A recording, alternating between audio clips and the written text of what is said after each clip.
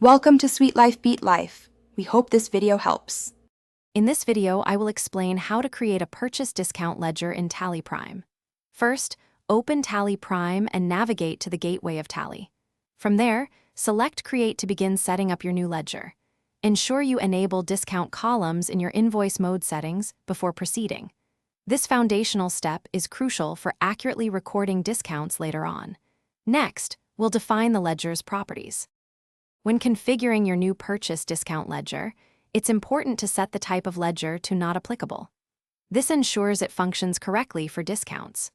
Also, confirm that inventory values are affected as Set to No, as discounts don't directly impact inventory quantities.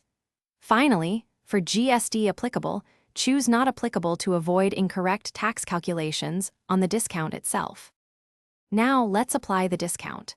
When entering a purchase invoice in Tally Prime, after listing your items, you can add the purchase discount ledger you just created. Simply select it from your list of ledgers. You can then input the discount amount, whether it's a fixed value like $100 or a percentage, such as 5%, directly into the invoice. This reduces the total payable amount.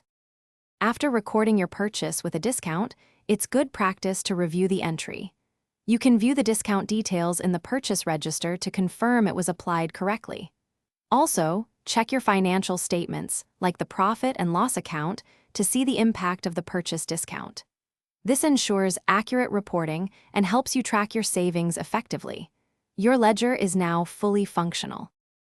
Thanks for watching. Consider subscribing if we helped you.